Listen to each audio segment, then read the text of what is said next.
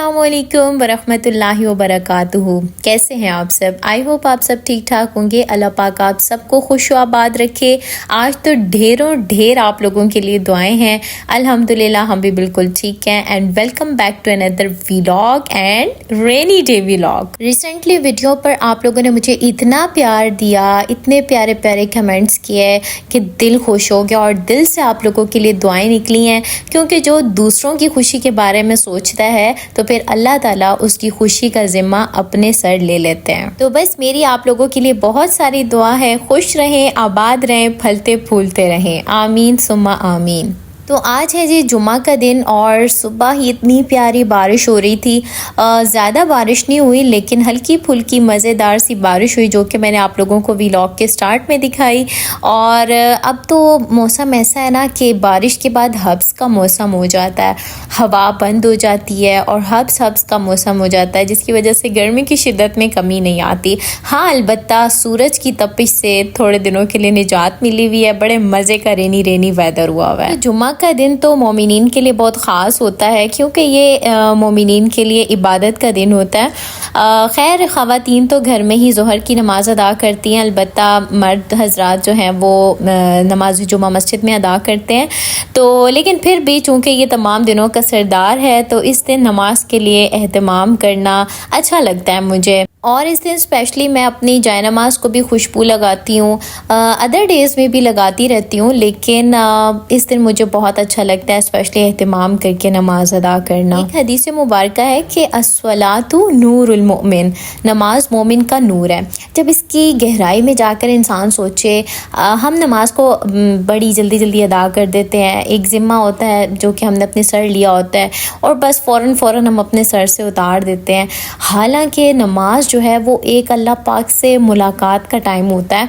और हमारी एक टीचर हुआ करती थी ना, उनका मुझे वाक़या याद आया कि उन्होंने एक वाक़या सुनाया था कि उनकी जब स्टूडेंट लाइफ थी तो उनके साथ एक उनकी फ्रेंड थी, तो वो उसका अल्लाह पाक के साथ इतना बॉन्ड मज़बूत था कि जब भी नमाज का वक्त आता था ना तो वो स्पेशली अपने बालों को कंघा करती थी, फ्रेश वज़ू करती थी, हल्का फुल्का सा रेडी होके और देन फिर वो नमाज अदा किया करती थी।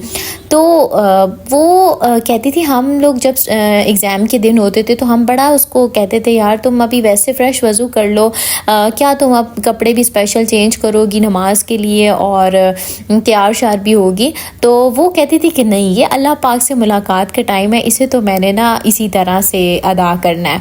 और फिर उन्होंने, हमारी टीचर जो हुआ करती थी, उन्होंने हमें बताया कि जब उनका मतलब एजुकेशन कंप्लीट हो गई उनकी, तो उसके बाद ना उनका एक्सीडेंट में उनके भाई के साथ उनका इंतकाल हो गया। तो ऐसे प्यारे प्यारे लोग जो होते हैं ना, अल्लाह ताला उनको दुनिया के हवाले भी नहीं करते और जल्दी अपने पास बुला लेते हैं, ज़्यादा आजमाइशात में उनको नहीं डालते। एक हमारी प्यारी बहन है, उन्होंने मुझे कमेंट किया था कि आप भी मेरे लिए दुआ किया करें, मेरी वालदा के लिए दुआ किया करें, उनकी तबीयत ख़राब रहती है और ये कि मेरे अच्छे नसीब के लिए दुआ करें। तो आप सबके लिए बहुत ज़्यादा दुआएं हैं। और एक मोमिन और मोमिन का आपस में रिश्ता ही दुआ का होता है और गायब के लिए की जाने वाली दुआ तो बहुत जल्द कबूल हो जाती है। इब्नुल क़य्यिम फरमाते हैं कि शैतान के लिए मोमिन के गम से बढ़कर कोई चीज़ महबूब नहीं है। वो बहुत खुश होता है जब एक मोमिन जो है वो गम में रहता है। लिहाजा तुम उसे ज़ेर करने के लिए हशाश पेशाश रहो, अल्लाह पर उम्मीद रखो, अल्लाह से हुस्ने ज़न रखो, अच्छी उम्मीद रखो ताकि तुम ज़हनी सुकून हासिल कर सको। सूरह यूसुफ में अल्लाह पाक का इरशाद है, इन्नहु ला ययअसु मिन रौहिल्लाहि इल्लल कौमुल काफिरून, कि बेशक बिलाशुबा कोई शक नहीं इस बात में कि अल्लाह की रहमत से सिर्फ काफिर ही मायूस हुआ करते हैं। बार बार अल्लाह पाक यही कहते हैं कि मेरी रहमत से मायूस मत हो, कि कुल्लु अम्रिन मुस्तक़िर, हर काम का एक वक्त मुकर्रर है अल्लाह की जानिब से। अगर इंसान जो चाहे उसे हर वक्त वही चीज़ मिल जाए तो फिर उसकी आजमाइश किस बात की। और हम सब तो आए ही इस दुनिया में आजमाइश के लिए है ना। तो एक बड़े मज़े का वाक़या सुनाती हूँ आपको। एक आदमी ना एक बुज़ुर्ग के पास गया और अपने मुकद्दर की बड़ी शिकायतें करने लग गया। बड़ी लंबी उसकी फहरिस्त थी अपनी शिकायतों की मुकद्दर को लेकर। तो कहने लगा कि बुज़ुर्ग, मैं जो काम करता हूँ उल्टा हो जाता है, जिस काम में हाथ डालूँ उसका उल्टा ही नतीजा निकल जाता है, मैं बड़ा परेशान हूँ अपने मुकद्दर से। बुजुर्ग उसकी जानिब देखने लगे और पूछा उससे कि क्या तुमने कभी मोहर देखी है? उसने कहा बिल्कुल देखी है। तो बुजुर्ग सवाल करने लगे उस पर अल्फाज कैसे लिखे जाते हैं? उस आदमी ने कहा कि मोहर पर अल्फाज उल्टे लिखे जाते हैं। बुजुर्ग ने फिर पूछा कि अच्छा बताओ कि वो अल्फाज सीधे कैसे होते हैं?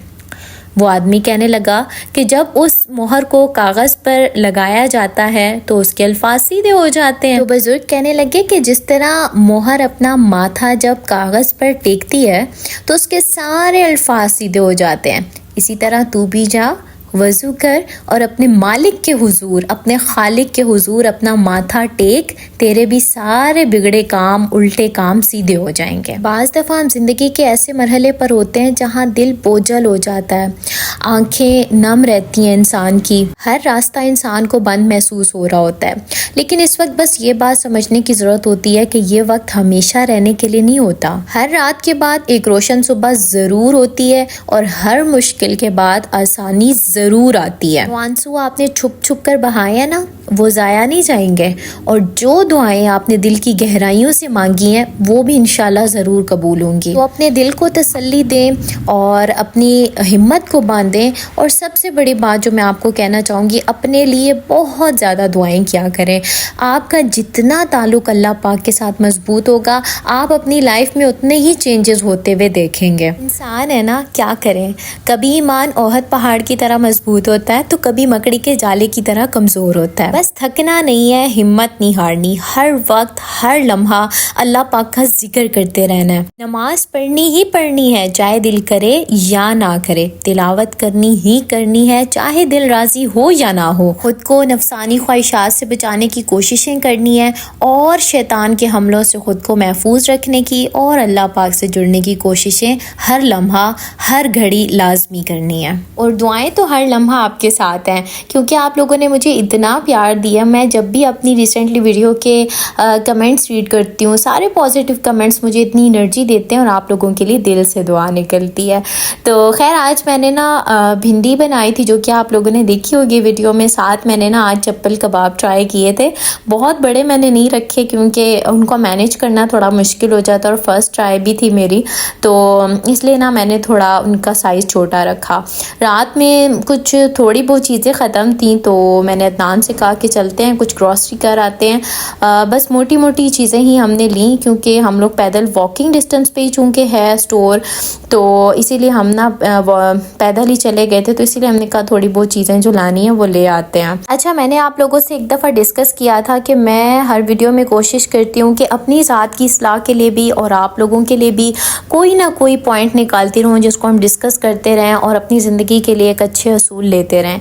तो आप लोग भी अगर चाहते हैं कि मैं किसी टॉपिक पर बात करूं तो वो मुझे कमेंट सेक्शन में लाजमी बताया करें, तो इंशाल्लाह उसको डिस्कस किया करेंगे और अपने अंदर से एक खामी ख़त्म करके और एक खूबी को अपनी ज़िंदगियों में लाजमी शामिल किया करेंगे, क्योंकि मोमिन का आईना है। तो हम लोगों ने एक दूसरे की इस्लाह भी करते रहना है। आज इतने दिनों बाद वॉक करके गई ना तो सांस फूल रहा था मेरा बार बार। तो वाकई में वॉक की इंसान की ज़िंदगी में ना बड़ी ही ज़्यादा अहमियत है। अपनी लाइफ में वॉक को ज़रूर ऐड करें। मैंने भी सोचा है कि इंशाल्लाह मैं भी अपनी लाइफ में वॉक को लाजमी ऐड करूँगी। तो आई होप आपने वीडियो को पसंद किया होगा। तो वीडियो को मस्ट लाइक कीजिएगा और चैनल को सब्सक्राइब भी कीजिएगा। अल्लाह हाफिज़।